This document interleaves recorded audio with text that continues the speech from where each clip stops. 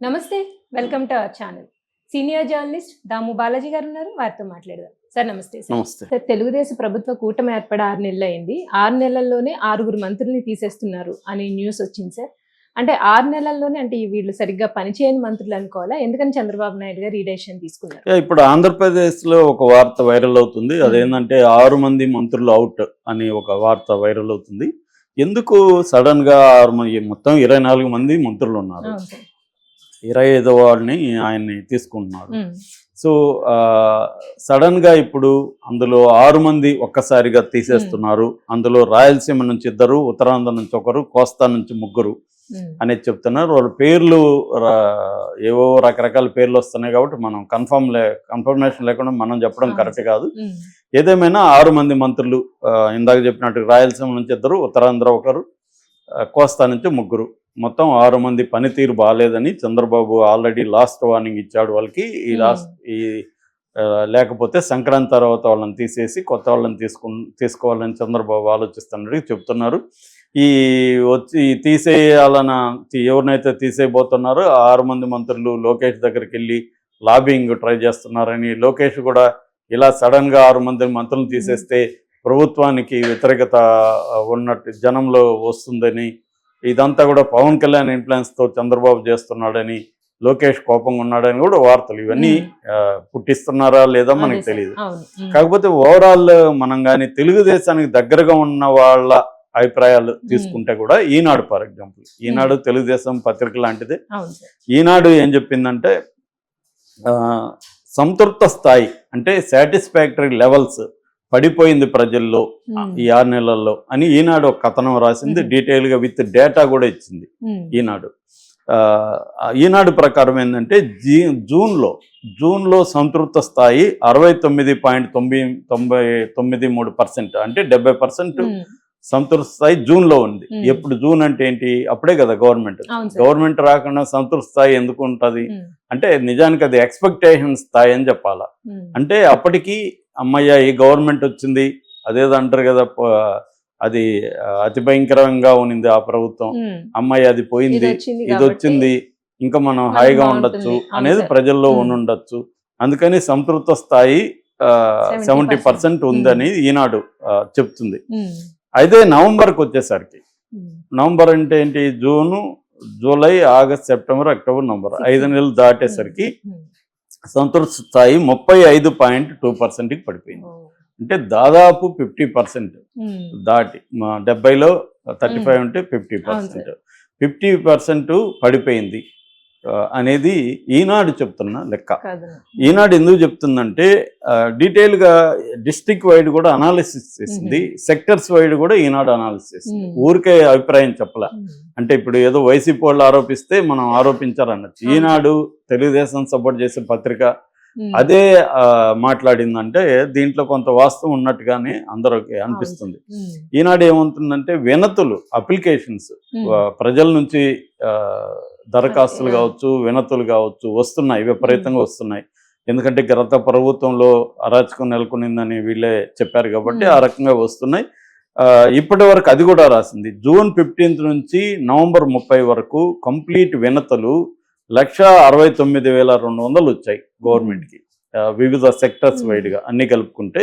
అందులో 1,39,000 పరిష్కారం జరిగిందని వాళ్ళు ప్రకటిస్తున్నారు, కానీ ప్రజలు సంతృప్తిగా లేరు. ఇంకా 28,000 వీళ్ళు కూడా ప్రకటించాల, పెండింగ్లోనే ఉన్నాయి. 28,000 పెండింగ్లో ఉన్నాయి. వీళ్ళేమో మేము 1,39,000 ప్రకట్ చేసామంటున్నారు. ఇక్కడ ప్రాబ్లం ఉంది. ఫర్ ఎగ్జాంపుల్ ఇప్పుడు మేము మా ల్యాండ్కి సంబంధించి మాకు ప్రాబ్లం ఉంటే మేము కంప్లైంట్ ఇచ్చాం. కంప్లైంట్ ఇస్తే వాళ్ళు ఏవో రెస్పాండ్ అయితే అయ్యారు, కానీ సమస్య పరిష్కారం కాలేదు కాబట్టి మేము మూసేస్తున్నాము ఇంకా అని చెప్పి మూసేసారు. సో ఇక్కడ వినతి పత్రం ఇచ్చాము, పరిష్కరించామని వాళ్ళు లెక్కేమో పరిష్కరించామని రాసుకుంటారు, మనకి పరిష్కారం కాలేదు, మన ఇష్యూ కాదా. సో ఇలాగా ఉన్నవి ప్రతి ఫేస్బుక్లో, ట్విట్టర్లో చూస్తే పోస్టులు తెలుగుదేశం వాళ్ళు బాధగానే, వాళ్ళేమీ తెలుగుదేశానికి వ్యతిరేకమైన వాళ్ళు పెడుతున్నవి కాదు. ఫర్ ఎగ్జాంపుల్ ప్రవీణ్ పుల్లట అనే ఒక అనాలిస్ట్, ఆయన తెలుగుదేశానికి అనుకూలంగానే ఉంటాడు గతంలో కూడా. ఉన్నాడు. ఇప్పుడు కూడా ఆయన ప్రభుత్వం ఆయనకి కొంతమంది ఎమ్మెల్యేల పని విధానం, ఎంపీల పని విధానం మీద కూడా సర్వే చేసి చెప్పమని కూడా ఆయనకు అప్పగించింది. ఆయన నిన్న 2 రోజుల ముందు పెట్టిన పోస్ట్ ఏంటంటే, ఇంతటి భారీ విజయం సాధించినా కూడా ప్రజల్లో ఎందుకు ఏ వర్గం కూడా సంతోషంగా లేదు, దీనికి కారణం ఏంటి, ప్రజల ఎక్స్పెక్టేషన్స్ ఎక్కువ ఉన్నాయా లేకపోతే పై వాళ్ళు బలహీనంగా ఉన్నారా అన్న ప్రశ్న ఆయన వేశాడు. అట్లాగే ఒక క్లియర్గా ఏం కనబడుతుందని ఆయన చెప్పింది ఏంటంటే, నామినేటెడ్ పోస్టులలో ప్రాబ్లమ్స్ ఉన్నాయి, అట్లాగే బదిలీలు, అధికారుల బదిలీల విషయంలో కూడా కరెక్ట్గా లేరు, కాబట్టి ఇటువంటి విషయాల్ని సవరించుకోవాల్సి ఉంది అనేది కూడా ఆయన చెప్తున్నారు. అంటే ఆయన సర్వే చేసి గ్రౌండ్ లెవెల్లో అనేక మంది అభిప్రాయాలు తీసుకుని అనేక మంది ఆయన కామెంట్లు చూస్తే కూడా, సార్ మా ఏరియాలో ఈ ప్రాబ్లమ్స్ ఉన్నాయి, మా ఊర్లో ఇది ఉంది, మా జిల్లాలో ఇది ఉందని చాలా కామెంట్లు చాలా పెడుతున్నారు. సో వాళ్ళందరూ కూడా తెలుగుదేశం అభిమానులు, తెలుగుదేశం కార్యకర్తలు వీళ్ళే. ఆయన ఇంకొక మాట కూడా అన్నాడు, గతంలో వినేవాళ్ళు కూడా కాదు సమస్యలను, ఇప్పుడు వింటున్నారు కానీ పరిష్కరించట్లేదు. ఇదే ఇక్కడ తేడా, అంత తప్ప ఇక్కడ ఈ ప్రభుత్వానికి ఆ ప్రభుత్వానికి పెద్ద తేడా లేదు. దీనికి కారణం ఏంటంటే ఒకటి అందరూ కూడా చెప్పేది ఏంటంటే, ఆంధ్రప్రదేశ్ ప్రజలను సాటిస్ఫై చేయడం కష్టం, జగన్ ఎంత ఇచ్చినా వాళ్ళు సాటిస్ఫై అవ్వలేదు, ఇంకా ఎక్కువ ఇస్తాననేసరికి అటు వెళ్ళారు. ఇప్పుడు ఇంకా ఎక్కువ ఇచ్చే పరిస్థితి, ఆర్థిక పరిస్థితి లేదు చంద్రబాబు దగ్గర ఇవ్వాలన్నా. కాబట్టి పథకాలు అనేవి, అమలు అనేవి అన్నీ చేయలేకపోతున్నారు. కొన్ని మాత్రమే చేయగలుగుతున్నారు, కొన్ని పోస్ట్ పోన్లు అవుతున్నాయి, కొన్ని చేస్తారో లేదు. చంద్రబాబు కూడా 2-3 సార్లు మా దగ్గర డబ్బులు లేదు, మంచి మనసు ఉంది కానీ నా దగ్గర డబ్బు లేదు అన్నాడు. ప్రజలకు మంచి మనసు అవసరం లేదు, డబ్బులు కావాలి. ఇప్పుడు మీరు నాకు అప్పుంటే నా దగ్గర మంచి మనసు ఉంది సార్ అంటే ఏం లాభం, నాకు మనసు వద్దండి మీరే పెట్టుకొని డబ్బులు ఇవ్వండి అంటాం కదా. అలాగే జనం కూడా అది, ఎందుకంటే నిత్య పోరాటం. సో నేను ఈ మధ్య మా ల్యాండ్కి సంబంధించి మా ఏరియాలో ఎంఆర్ఓ ఆఫీసు లేకపోతే సచివాలయానికి వెళ్తే రకరకాల ప్రాబ్లమ్స్తో ప్రజలు అక్కడ గంటలు వెయిట్ చేయడం, వాళ్ళు కూడా పాపం సచివాలయ సిబ్బంది కూడా బాధపడడం, సార్ మేము సాల్వ్ చేయలేకపోతున్నాం, మాకు రకరకాల ఇష్యూస్ ఉన్నాయి, ఏవో అడ్మినిస్ట్రేటివ్ ఇష్యూస్ రకరకాలు ఉన్నాయి. ఈ 6 నెలలు అనేది నిజానికి మనం ఈ 6 నెలల్లో కొలవలేం ప్రభుత్వ పని, ఎందుకంటే గత ప్రభుత్వం తీసుకొచ్చిన అనేక విధానాన్ని మార్చాలి. ఇప్పుడు ఫర్ ఎగ్జాంపుల్ గతంలో రాళ్ల మీద అంతా కూడా సర్వే రాళ్ల మీద జగన్ ఫోటో వేసుకున్నాడు, అదొక విచిత్రమైన పరిస్థితి. అతను ఆ పిచ్చేంటో తెలియదు నాకు, అది స్టడీ చేయాలి సైకాలజిస్ట్ వెళ్ళి, ఎందుకంటే రాళ్ల మీద నీ ఫోటో అయ్యింది, ఎందుకు రాళ్ల మీద ఫోటోలు. సో పాస్బుక్లు, మాకు ఇప్పుడు నేను ఒక రైతుని, నా ల్యాండ్ మీద నా ఫోటోలో గవర్నమెంట్ స్టాంప్ ఉండాలి తప్ప జగన్ ఫోటో ఎందుకు నా ల్యాండ్ మీద నేను చూసి ఏం చేసుకునేది. అంటే జగన్కి సలహాలు ఆయనకే ఎవరైనా ఇస్తున్నారా లేకపోతే ఆయనకి ఇట్లాంటి ఐడియాలు వస్తున్నాయి, అవన్నీ పర్వర్షన్ వస్తాయి. దానంతా ఇప్పుడు చంద్రబాబు మార్చాలి, దానికి మళ్ళీ రాళ్ళు వేయాలి, మళ్ళీ సర్వేలు. మేము కూడా సర్వేకి వెళ్ళి వచ్చాము, హైదరాబాద్ నుంచి నేను మా వైపు వెళ్ళి ఆడ 2 రోజులు కూర్చొని సర్వే చేయించుకు, ఇవన్నీ ఆల్రెడీ 3-4 సర్వేలు చేశారు. ఇలాంటి ప్రాబ్లమ్స్ ఈ గవర్నమెంట్లో కూడా ఉన్నాయి. దీని ఇప్పటికిప్పుడు మనం ఇదేదో బ్యాడ్ అని చెప్పడం కాదు, కానీ ఇది ఎప్పటికప్పుడు ఇది గుర్తించి, ఎప్పుడైనా ఒక ఆయన సోషాలజిస్ట్ ఉన్నాడు జిగ్మంట్ బౌమన్, ఆయన ఒక ప్రశ్న వేశారు, జస్టిస్ సొసైటీ అంటే ఏందని డిఫైన్ చేయమన్నారు. జస్టిస్ సొసైటీ అంటే న్యాయమైన సమాజం అంటే ఏంటంటే, తాను న్యాయమైన సమాజం కాదని గుర్తించేదే న్యాయమైన సమాజం అని చెప్పాడు. అంటే ఏ సమాజం న్యాయమైన సమాజంగా ఉండదు, ఎప్పటికీ ఉండదు. కానీ న్యాయమైన సమాజంగా నేను ఉండలేదు అని గుర్తిస్తే ఆ సమస్య పరిష్కారం వైపుగా ట్రై చేస్తాం.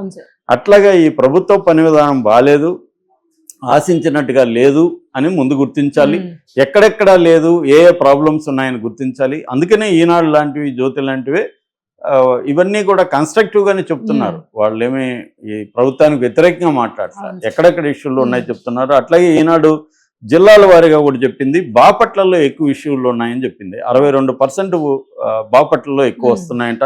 నెక్స్ట్ శ్రీకాకుళం, అనకాపల్లి, కోనసీమ, ఏలూరు, ఈ 5 జిల్లాల్లో ఎక్కువ సమస్యలు ఉన్నట్టుగా ఈనాడు సర్వేలో తేలింది.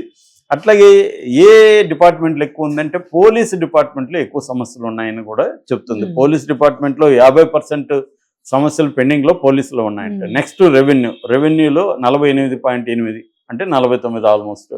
నెక్స్ట్ రెవెన్యూ ఉంది, దాని తర్వాత మున్సిపల్ శాఖ ఉంది, పంచాయతీ రాజ్ ఉంది, సర్వే డిపార్ట్మెంట్ ఉంది, హౌసింగ్ ఉంది.